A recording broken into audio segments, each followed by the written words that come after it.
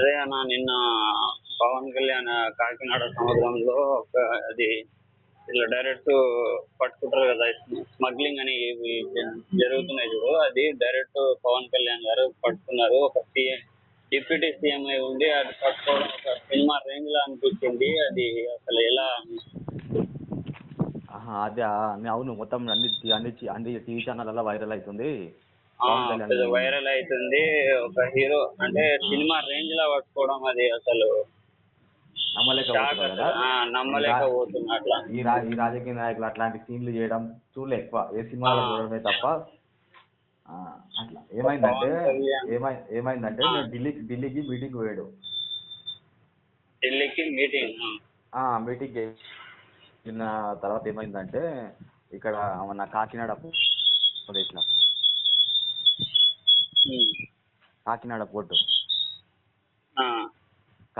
పోర్టులో బియ్యము అక్రమ రవాణా జరుగుతుందంట, స్మగ్లింగ్ జరుగుతుంది. ఇప్పుడు మనకు బీదలకు ఇస్తారా ₹2 కిలో బియ్యం, ₹1 బియ్యం అని. ఆ బియ్యము పశ్చిమ ఆఫ్రికా దేశాలకు నల్లా ఉంటారు, ఆఫ్రికా కంట్రీస్, అక్కడికి మన ₹2 కిలో బియ్యం, ₹1 బియ్యాన్ని స్మగ్లింగ్ చేసి అక్కడికి పంపిస్తారు. మన పేద ప్రజలకు ఇవ్వకుండా అక్కడ స్మగ్లింగ్ చేసి పెద్ద పెద్ద నౌకలు ఉంటాయి కదా షిప్లలో, అక్కడికి పంపించేస్తారు అనమాట. అక్కడ పంపించేసినప్పుడు సమాచారం వచ్చింది, అక్కడ ఉన్న కలెక్టర్కి సమాచారం వచ్చింది. ఆయన దాన్ని రెడ్ హ్యాండెడ్గా పట్టేసుకొని దానికి ఉన్న రిసిప్ట్స్ అని చెక్ చేయడం తర్వాత తెలిసింది. అయితే పవన్ కళ్యాణ్ జనసేన పార్టీకి సంబంధించిన మినిస్టర్ ఉంటాడు, మన నాదెండ్ల మనోహర్ అని. పవన్ కళ్యాణ్ పక్కన ఒక వ్యక్తి ఉంటాడు, ఎప్పుడు స్పెట్స్ పెట్టుకుని ఉంటాడు. నాదెండ్ల మనోహర్ అని అతనేమో ఈ పౌర సరఫరాల శాఖ మంత్రి. అంటే బియ్యంకి సంబంధించి బియ్యంకి ఉప్పులు పప్పులు ఇచ్చేదానికి, అంటే పౌర సరఫరాలు అంటే నిత్యావసర సరుకులు ఇట్లాంటివి ఇచ్చేదానికి ఒక మినిస్టర్ ఉన్నాడు. ఆ మినిస్టర్ ఎవరు? మన జనసేన పార్టీకి సంబంధించిన నాదెండ్ల మనోహర్. ఆయన గత రెండు నెలల క్రితము ఇట్లా కూటమి ప్రభుత్వం అధికారంలోకి రాగానే ఇట్లా అన్ని రేషన్ షాపులని చెక్ చేసిండు అనమాట. అక్కడ ఆంధ్రప్రదేశ్ లో అన్ని చెక్ చేసినప్పుడు ఏమైతుందంటే ఆ బియ్యం మొత్తం ప్రజలకు పోతలేవు. ఎక్కడో తేడా కొట్టేసింది. ఆయనకి ఏం తేడా కొట్టింది? బియ్యం ఎక్కడెక్కడ సరఫరా అవుతున్నాయి, సీజ్ అవుతున్నాయి, సరిగ్గా మంచిగా లేడు, దీనివల్ల ఏదో ఎమ్మెల్యేల ప్రమేయం ఉంది, ఎమ్మెల్యేలు బ్లాక్ మార్కెట్ లో అమ్ముకుంటున్నారు అని చెప్పి ఆయన పక్క సమాచారం వచ్చింది. ఎవరికి? నాదెండ్ల మనోహర్ అని ఒక మినిస్టర్, జనసేన మినిస్టర్ కి సమాచారం వచ్చింది. ఇట్లా అంటే గత ప్రభుత్వం జగన్ ప్రభుత్వంలో ఉన్నప్పుడేమో అక్కడ అడ్డగోలిగా బియ్యం ఎవరు వాళ్ళకాడితే అక్రమంగా షిప్లలో ట్రాన్స్ఫర్ చేసి పంపించేయడం అట్లా చేసిన తర్వాత ఈ నాదెండ్ల మనోహర్ వచ్చిన తర్వాత మొత్తం షాపులను చెక్ చేసేసిండు. మొత్తం చెక్ చేసి ఆయనకు అర్థం అయిపోయింది, అది ఒక ఎమ్మెల్యే, పాత ఎమ్మెల్యే, జగన్ పార్టీకి సంబంధించిన ఎమ్మెల్యే ఈ బియ్యాన్ని అన్ని వేరే దేశాలకు అమ్మేస్తుండు. ఎవరి బియ్యం? ఏ బియ్యం? మన పేదలకు పంచాల్సిన బియ్యం, పేదరికలోకి పంచాల్సిన బియ్యం అంతా తీసుకెళ్లి వేరే దేశాలలో అమ్ముకుంటారు దొంగతనంగా. ఆఫ్రికన్ దేశాలు, వేరే వేరే కంట్రీస్ లకి అమ్ముకుంటుండ్రు. దొంగతనం ఇట్లాంటి అక్రమార్కులను పట్టుకోవాలి, ఇట్లా చాలా అవినీతి చేసారు, ఇంకా ఎంత బియ్యం పోయిందో అని చెప్పి నేను పవన్ కళ్యాణ్ కాకినాడ పోర్ట్ అని ఒక యాంకరేజ్ పోర్ట్ అని ఉంటుంది అనమాట. పోర్టు పేరు అనమాట. అక్కడ కాకినాడలో ఒక పోర్టు పేరు యాంకరేజ్ పోర్టు. అందులో స్టెల్లా ఎల్ అని ఒక నౌక ఉంటుంది, అంటే షిప్, భారీ షిప్. ఆ స్టెల్లా ఎల్ అనే నౌకల 640 టన్నులు 640 టన్నులు బియ్యాన్ని పట్టుకోరు. మళ్ళీ ఏంది, అదే పోర్టులో ఇంకో షిప్ ఉంటుంది, బార్జీ ఐవి 0073 అని ఇంకో నౌక పేరు, ఇంకో షిప్ పేరు. దాంట్లోనేమో 1064,000 టన్నులు. 1064,000 టన్నులు. అదేమో స్టెల్లా ఇర్లనేమో 640 టన్నులు. ఈ బార్జీ ఐవి 007లోనేమో 1064 టన్నులు. ఇవన్నీ పట్టుకోరు. మొత్తం ఎంత? ఈ బియ్యం కాస్ట్ ఎంత అంటే 6,64,60,000 రూపాయలు. అంటే ఈ విలువ అనమాట, దాని విలువ 6 కోట్లు 64 లక్షలు. అంటే టీడీపీ ప్రభుత్వం, జనసేన ప్రభుత్వం వచ్చినప్పుడే 6 కోట్ల స్మగ్లింగ్ జరిగిందంటే వాళ్ళ ప్రభుత్వం ఉన్నప్పుడు ఎంత స్మగ్లింగ్ జరగవచ్చు?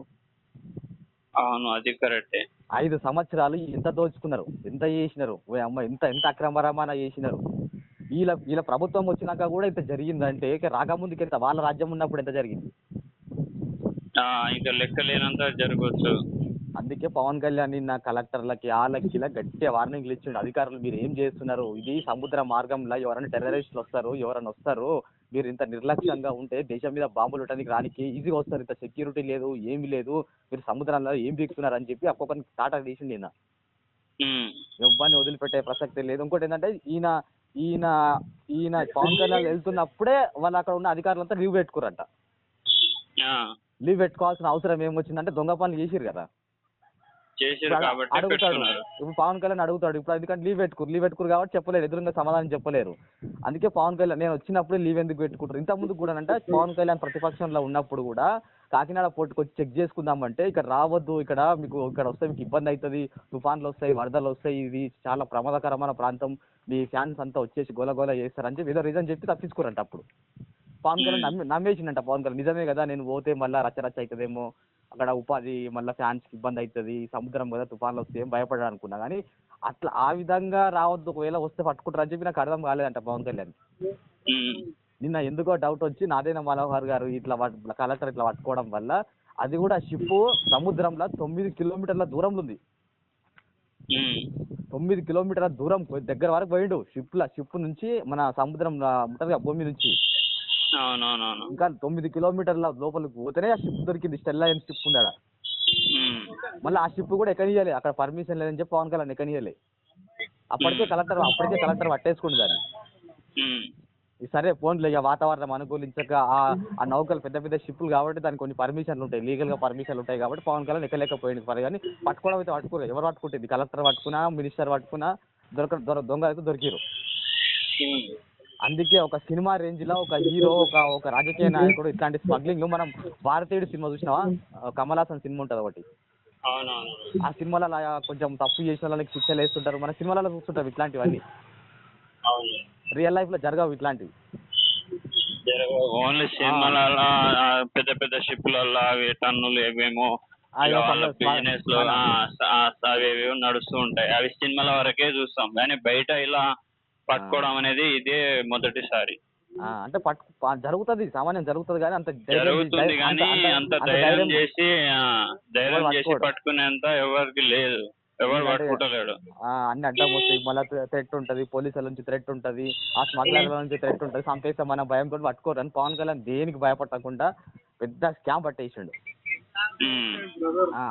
అసలు అందరు అప్రిషియేట్ చేస్తారు అనమాట. అంటే ఇట్లాంటి ముఖ్యమంత్రి ఉండాలి మనకి, ఇట్లాంటి నీతి నిజాయితీగా బతికే ఇట్లాంటి రాజకీయ నాయకుడు ఉండాలి. ఎంతసేపు తిట్టినామా, అవతలని తిట్టినామా, నీ అంత చూస్తా అంటారు కానీ ఎవరు యాక్షన్ తీసుకోడు. మాటల వరకే కానీ చేసి చూపిస్తుండు, ప్రతి దాంట్లో చేసి చూపిస్తుండు. మొన్న సోషల్ మీడియా పోస్టులల్లో ఇప్పుడు ఇట్లాంటి విషయాలల్లో ఏడ అవినీతి ఉన్నా ఇప్పుడు వైఎస్ఆర్సీపీ పాటలకు ఉచ్చ పడుతుంది అనుకో, ఇక పవన్ కళ్యాణ్ ఏ క్షణాన్ని వచ్చి పట్టుకుంటాడు అని. అవునవును, డైరెక్ట్ డిప్యూటీ సీఎం వచ్చి పట్టుకోవడం అంటే అసలు ఇక ఆయన రేంజ్ మొత్తం రోజు రోజు పెరుగుతుందని తగ్గుతలేదు. జనంకి కూడా నమ్మకం వస్తుంది, అరే ఏదో అందరు మాటలు చెప్తారు, నీ అంత చూస్తావు నా అంత చూస్తావు అని చేసి చూపించడంలో పవన్ కళ్యాణ్. ఇంత స్కామ్ జరుగుతున్నప్పుడు 5 సంవత్సరాల నుంచి ఎంత స్కామ్ జరగాలి, అది కూడా వేరే బియ్యం కాదు, సరే ప్రైవేట్ బియ్యము 20 బయట అందరు తినే బియ్యం కూడా కాదు, పేదలకు పంచే బియ్యం కూడా పాపం అవి కూడా ఇట్లా స్మగ్లింగ్ చేసుకుంటా అవి వాటిని వేరే దేశాలకి అమ్ముకోవడము బ్లాక్ లా, బియ్యం కూడా పేదల కొట్టే బియ్యం కూడా అమ్ముకోవడం అంటే ఎంత దళిద్రులు రాజకీయ నాయకులు, ఏం బతుకోవాలి అది. అది ఘోరమైన పరిస్థితి. మరి ఇన్ని సంవత్సరాల నుంచి ఎంత చేసిరు, అది కూడా మళ్ళా అది ఎవరో కాదు, అందులో పెద్ద అందులో దాదాపుగా ఒకరిద్దరు చేస్తుంది కాదు అవి, అందులో 5-6 మంది కంపెనీలు ఉన్నాయి, అందులో పెద్ద స్కామ్ ఉంది, అందులో అన్ని లెక్కలతో సహా బయటకి ఆల్రెడీ దొరికిర్రు. అవి ఇంకా బయట పెట్టలేదు, ఎందుకంటే మొత్తం ప్రూఫ్లు బయటికి రాలే, ఇంకా టెస్టులు చేస్తారు, టెస్టులు చేసి ఎవడెవడు కంపెనీ సీఈఓలు ఎవడు, ఆల్ కంపెనీ సీఈఓ అన్ని లెక్కలు తీసిన తర్వాత వాళ్ళందరూ పనులు చేసేస్తా అని ఆల్రెడీ వార్నింగ్ తెచ్చాను, కలెక్టర్ కూడా నోటీసులు వెళ్ళిపోయినాయి, ఇలా వస్తాలు వదిలిపెట్టద్దని. అందువల్ల మెయిన్ ముఖ్యమైన ఎవడున్నాడు అంటే, సరే బయట వ్యక్తులు ప్రైవేట్ వ్యక్తులు అని కూడా కాదు, జగన్ పార్టీలో ఎమ్మెల్యే చేసిన ద్వారంపూడి చంద్రశేఖర్ అనేవాడు ఉంటాడు, ద్వారపూరి చంద్రశేఖర్, వాడు ఎమ్మెల్యేగా పనిచేసిండు. ఇంకా వాడు ప్రజాప్రతినిధి, రాజకీయ నాయకుడు, వాడు ఎమ్మెల్యే, ఆ కాకినాడ ప్రజలు ఎన్నుకున్న ఎమ్మెల్యే. ఆ ఎమ్మెల్యే గాడే అక్రమ రవాణా చేస్తుండ అంటే ఇక దేశం ఎట్టుపోతుంది, ఇక రాష్ట్రం ఎట్టుపోతుంది, ఇక ఎంత జరగవచ్చు స్కామ్. ఇంకెక్కువనే జరుగుతాయి ఇట్లా ఉంటే. అట్లా బయట వ్యక్తులు చేసే బిజినెస్ మ్యాన్లు చేస్తారంటే ఒక లెక్క, కానీ ఎమ్మెల్యే కూడా ఇట్లా చేయడము అసలు ఎట్లాంటి యాక్షన్లు తీసుకుంటారో చూడాలి. ఒక ఎమ్మెల్యే ఉండి జనాలకి ఆదుకోవాలి, కానీ అవే పేద ప్రజల బియ్యం ఇచ్చే ఆయననే ఇట్లా స్కామ్లు చేయడం, స్మగ్లింగ్లు చేయడం, ఇప్పుడు పైసలకి. బియ్యం ఒకటే పట్టుబడినాయి. మధ్యలో ఒక న్యూస్ వచ్చింది, డ్రగ్స్ కూడా వచ్చిందంట. డ్రగ్స్ కొన్ని కొన్ని కిలోగ్రాముల డ్రగ్స్ కూడా సప్లై అయిందంట మధ్యలో. విజయవాడలో ఒక కంపెనీ అని చెప్పలే వచ్చింది మధ్యలో న్యూస్. అదే పవన్ కళ్యాణ్ అంటాడు, మేము బియ్యం వరకే పట్టుకున్నాం, ఇంకా ఈ సముద్రంలో ఇంకెంత జరుగుతుంది, ఇంకేమేమి జరుగుతుంది, డ్రగ్స్ ఎట్లకెళ్ళి వస్తుంది, ఇదంతా ఎట్లా వస్తుంది, దీని ఇంకా చాలా. ఇప్పుడు జస్ట్ దొరికింది ఒక చిన్న ముక్క అంతే, ఒక ఇటుకనే. దీన్ని పట్టుకొని లాగితే ఇంకెంత జరుగుతుంది తెలుస్తుంది, బయటపడుతుంది అని పవన్ కళ్యాణ్ మాట్లాడుతున్నారు. ఓన్లీ బియ్యం వరకే. సరే 6 కోట్ల బియ్యం అంటే 5 సంవత్సరాలు ఎంత దోచిరో కానీ ఇంకా డ్రగ్స్ వస్తుంది అట్లకెళ్ళి, ఇంకేమేమి సప్లై చేస్తారు, ఓన్లీ బియ్యమేనా, ఇంకా మన దేశం నుంచి ఇంకేమైనా తరలిపోతున్నాయా, ఏమేమి స్మగ్లింగ్ చేస్తారు కొడుకులు, అవన్నీ వెళ్తాయి. ఇక రంగ అన్నీ వెళ్తాయి. అందుకే ఇవన్నీ బయటికి వెళ్తున్నాయి అని చెప్పి జగన్మోహన్ రెడ్డికి ఏమవుతుందంటే, ఇక ఇట్లా పవన్ కళ్యాణ్ ఇట్లా చేస్తుంటాడు, అందరిని పట్టుకుంటాడు, ఇక ప్రజల దగ్గర మేము చులకన అయిపోతాం, మమ్మల్ని ఎవరు దేకడా అని చెప్పి మళ్ళీ జనవరి తర్వాత ప్రజల దగ్గరకు పోయి మీటింగ్లు పెడతాడంట.